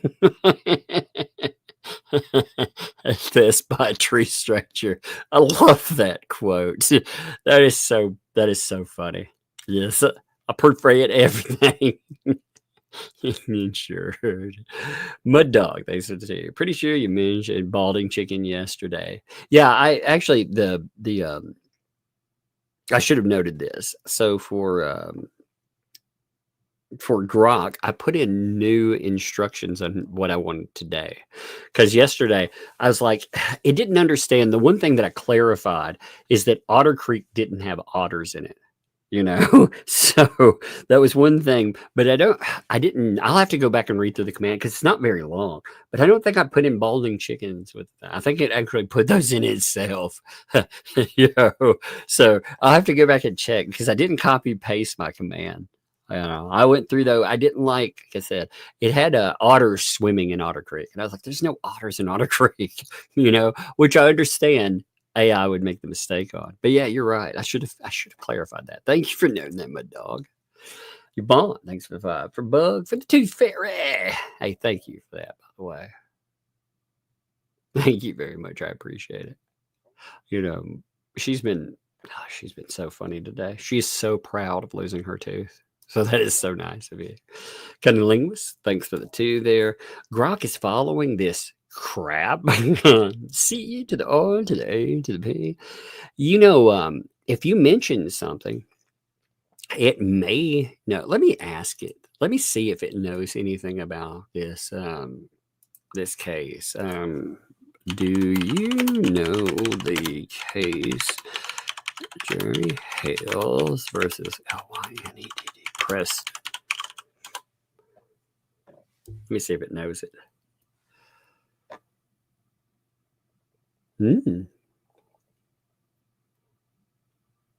I'm looking to see if it knows the. Yeah, it does know it actually. It knows about the protective order.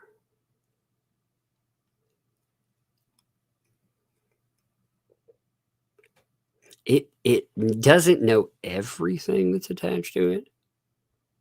It also notes that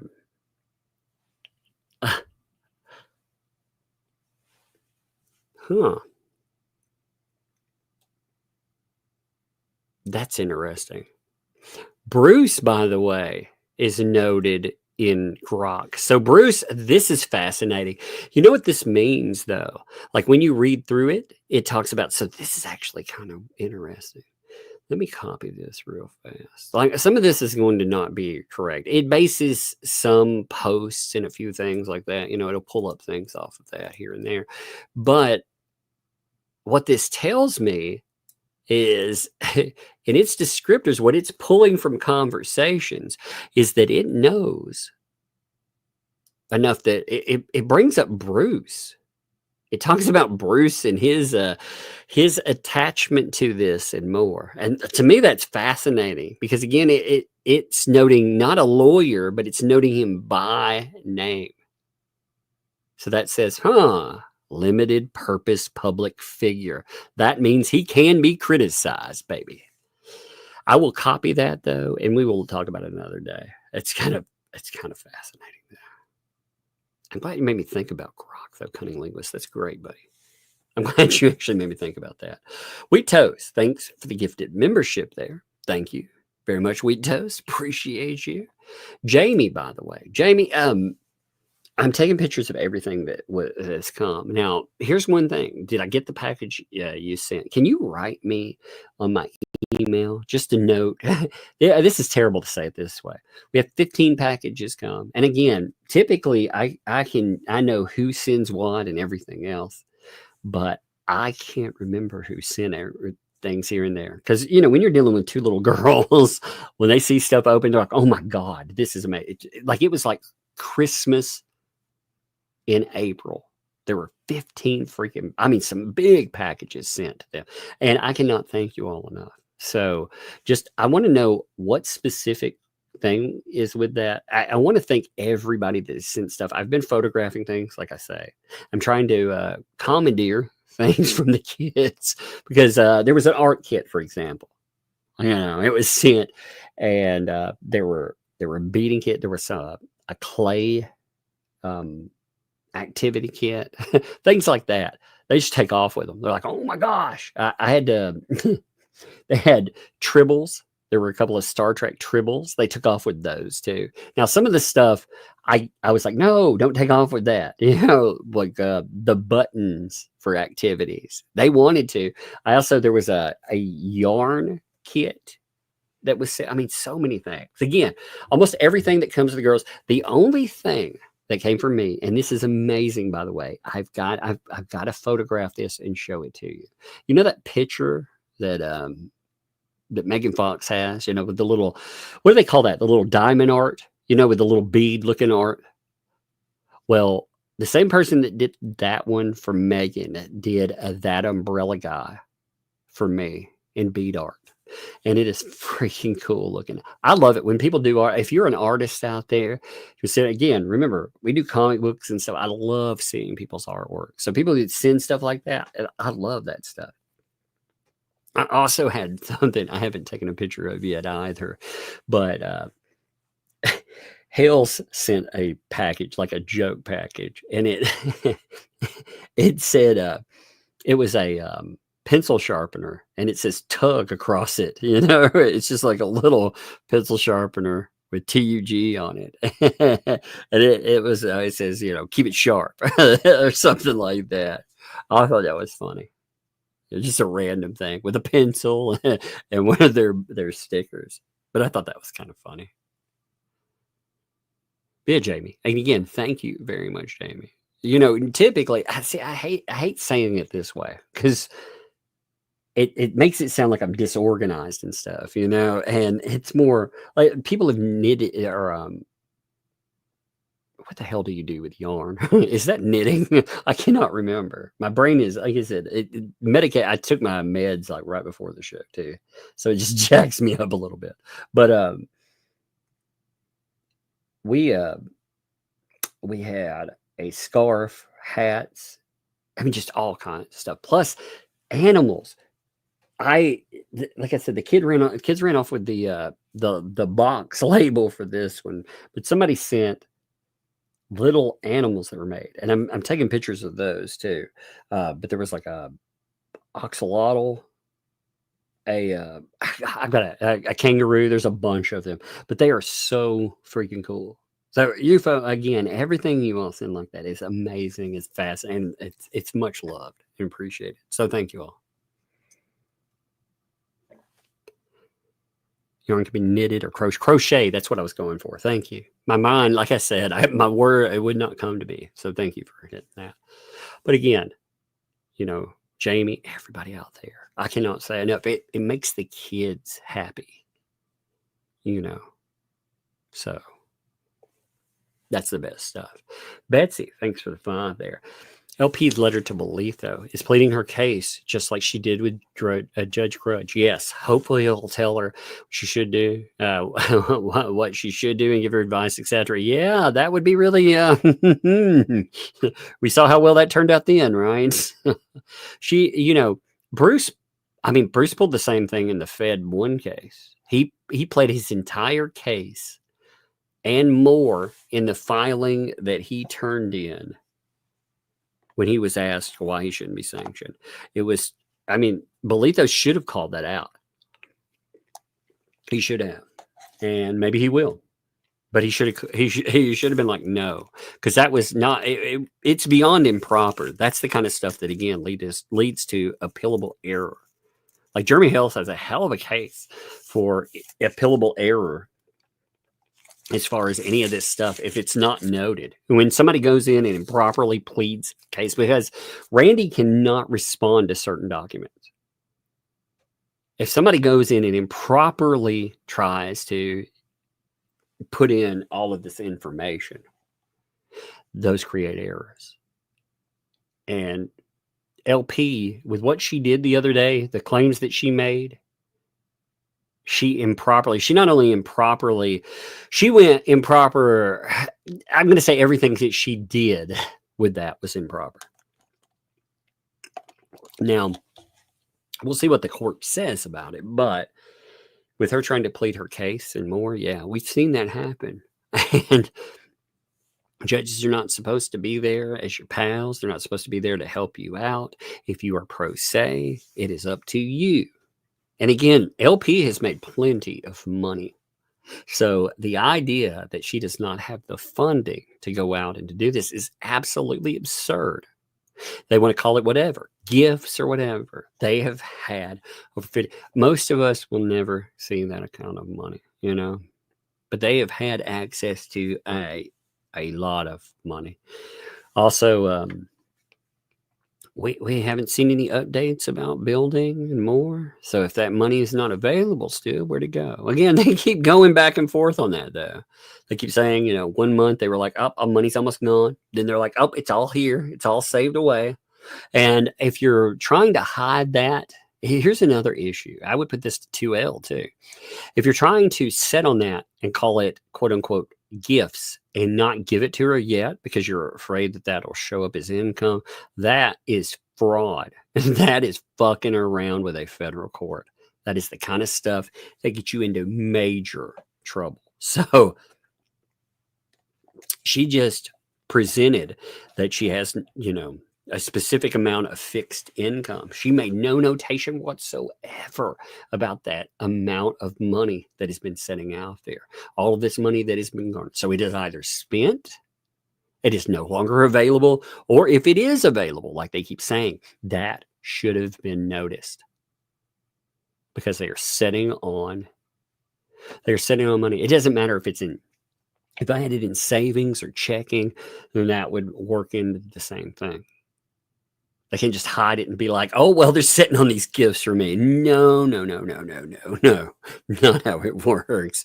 It's money that was given to them. So that is a weird problem in it. But yeah, you're right. You're right. There's so many problems with that. Rach, thanks for the 5. They mail empty fake packages to random addresses to leave fake reviews on Amazon too. Yes. And okay. So we're talking about fake Amazon reviews. You have to be careful about this stuff.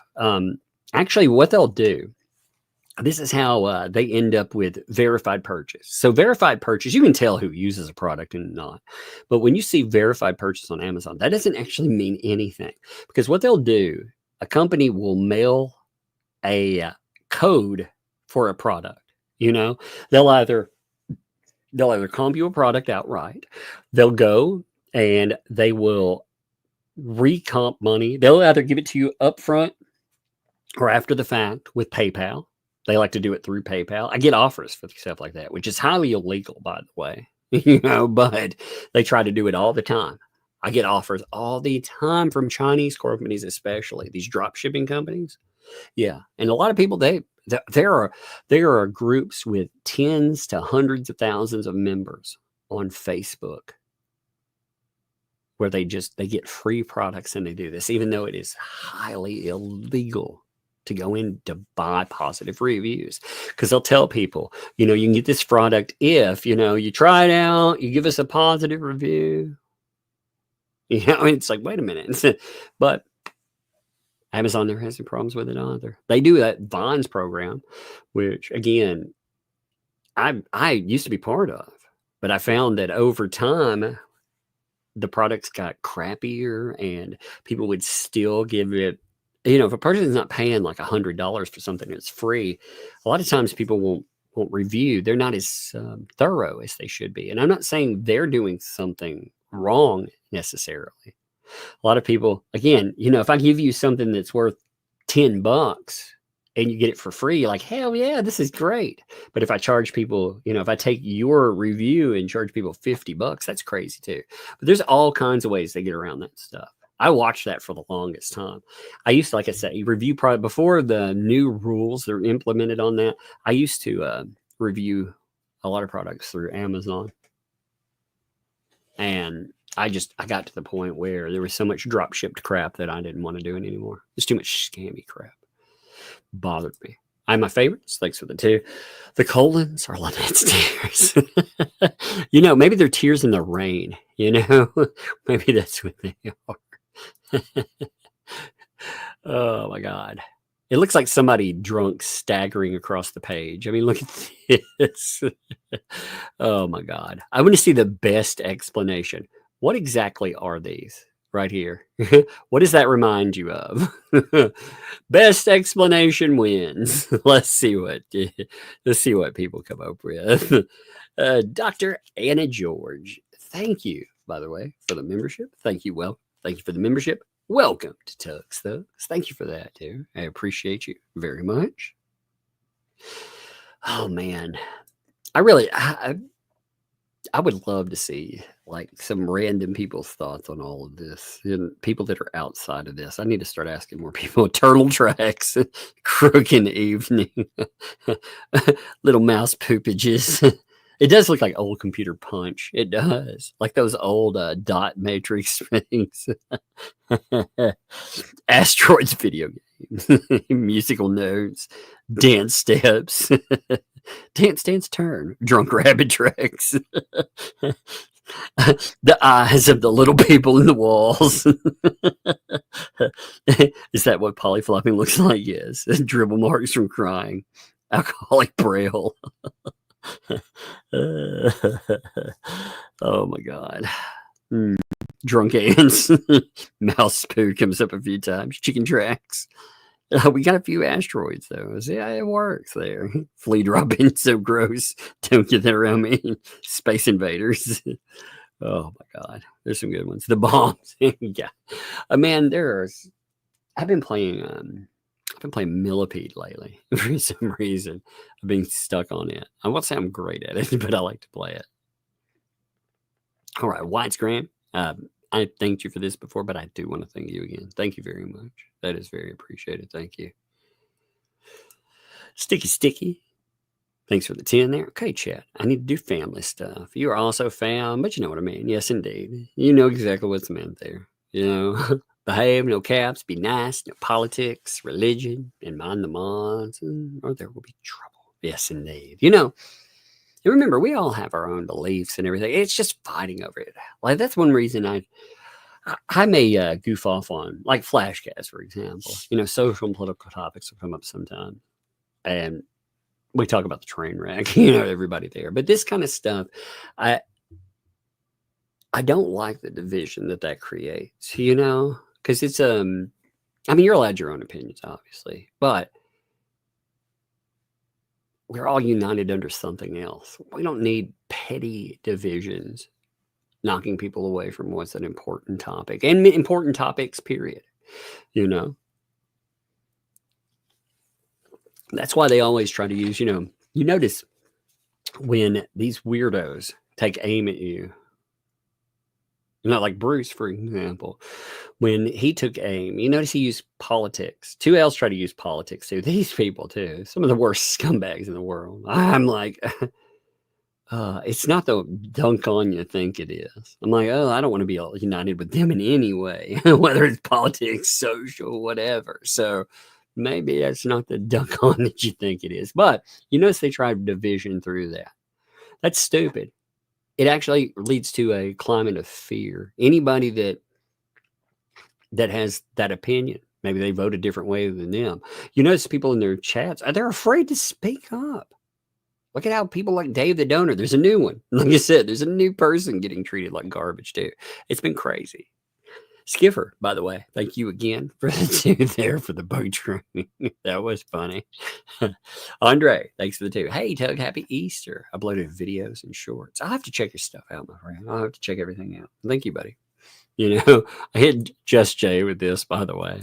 I do think, though, all of you that come in here for sure, I think you do deep dives on documents. I actually do think that. I realize you're joking, but not really.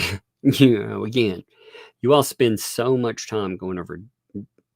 That's what all of this stuff has been dedicated to doing, fleshing out every document that came up with the new federal cases. Again, like I've said, we need to look at Ohio, what happened there again, because there's been a lot of PR bullshit that's tried to aim at that and pretend that Ohio somehow wasn't justified. So we need to look at those hearings again. And we need to look at Lynette's depot. We actually probably need to look at some of the police stuff as well. Anything that's relevant in this case as we pull them all forward. Because we're up to looking at discovery. And then we have this other case as well. So Terry, hey Tug, did you get the April 3rd transcript? Was it usable Dropbox? I saw some people since. I have not had a chance to look at it. It's been a crazy last couple of days. I haven't been detailed about everything, but remember we had we had our family pet pass, and then we just had holiday and everything else. So I haven't had a chance to check after writing in. So I will check it though. And thank you again. You know. Also, I had a couple of people have written me, and if you don't get a response, that is not intentionally me being mean or cruel or ignoring you or anything else either. The other day, for example, I got 100, not counting spam and stuff. I got 115 emails, and that was from people that were wanting to note stuff. Through that, I check as many as I can. I don't respond to but a fraction of them, because otherwise that's all I would do. I'd have to hire a person to respond to that many. And that doesn't count messages on Twitter, Facebook or anywhere else. So if I don't respond to you, it is not, I appreciate all of you. And I try to get the stuff. I really try to catch everything. There's not enough time in the day. I would have to, like I said, I would have to do that all day, every day. I never have any chance to do anything else. So if I am checking everything I can though, for sure. That's not directed specifically at that comment. I just want to let people know, because some people sometimes think, oh, well, I'm being ignored. No, you're not being ignored. It's just the amount of stuff is insane. Like 150, how in the world? I've never gotten to the point. I don't understand how large channels deal with that stuff. I guess some of them have staff, I suppose, but I'm not sure. Tease T. What's up, Tease T? By the way, it is good seeing you around. Thank you for 5 gifted memberships. Thank you for being here, period. Appreciate you. Candace, thanks for the 5 there. Tug, the court docs get posted on the Facebook group. Otter Creek Florida Shady Bunch. Yeah, I see documents that'll go up there. What I think, like I said, is, they're posted in the moment, like right off the bat. So if you want to access them, that's a good point, right then. But sometimes, like for me, like when we're doing live streams, I'll go back in and access them through Dropbox, because sometimes something will link back. You'll have those epiphanies too. You'll be like, I wonder what this or that says. And there's some documents that, like, at certain points, maybe we didn't really get heavily into cataloging and putting everything together until Bruce got really crazy with stuff. At the very beginning, we weren't as obsessed with putting everything in its place. And when I say I do most of the document filing away, as far as those types of filings. Now, Megan will file away stuff too, like that, but she's really good at miscellanea. She catches a lot of miscellanea. So it's good. When you take all of that together, you end up with a very complete record. Maybe not 100%, but it's pretty complete.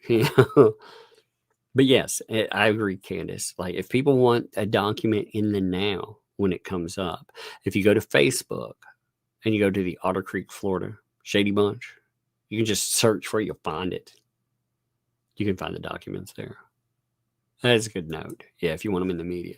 DTG, thanks for the 5 months. Explaining block quotation in Randy's well played actually move. Yes, that is a very good actually. It's pointing out how it's supposed to be. I like that. Just J Hip, thanks for additional 5 there. I'm starting to think Bruce, Lees, Stark, and others not good lawyers. I can be wrong, but I might need new counsel.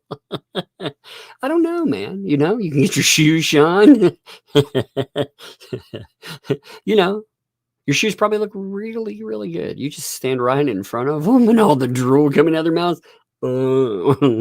They probably shine your shoes up really well. Just J Up, thanks for the 2 there too. I'm still learning copy and paste, getting there. Yes, it takes a long time. That is you've got to get up to the doctorate level first. You get there. You keep working with your lawyers and they'll help you out. Angel, thanks for the 20. Hey Angel, I hope you're doing well, by the way. The happy Easter. Thank you for Tug, Bug, and Lug. Well, thank you very much, Angel. And I hope you are having a great one. Lord, thanks for the 10 there. Parthenon on State Street, Madison, Wisconsin. They have the best heroes. Man, see, I'd love to go on a cruise of the United States and try out just restaurants like that. Try out one specific food, and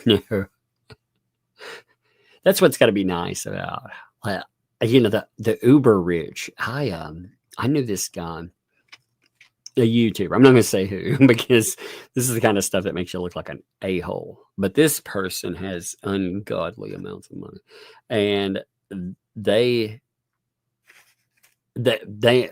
get some money in YouTube, but they also have money. Let's just say, in their real life, they have money, but they had enough money that they can go places like, oh man, I want French cuisine, so I can go to France. I'm like, man, Wouldn't it be crazy to be able to have something like that? Me, I'm like, man, I'd like a house that doesn't have a leak outside sometimes. You know. Meanwhile, so wild.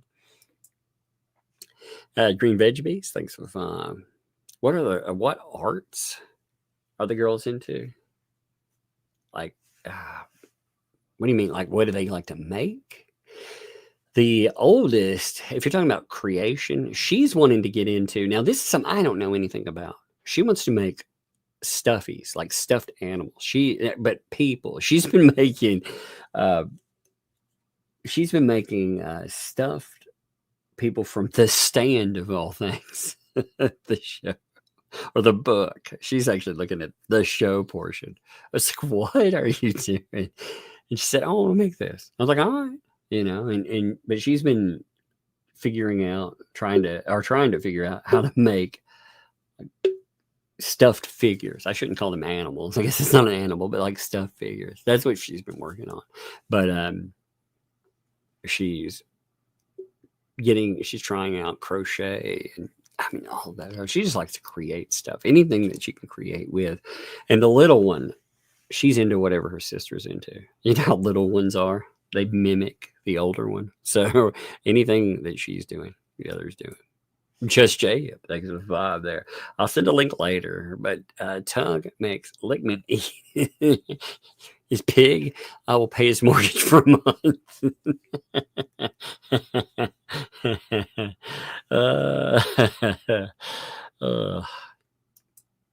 I mean, you put anything near him, he probably eat it anyway. He's like a little Pac-Man. Angel, thanks for the vibe. Did you get mugs? I got a mug.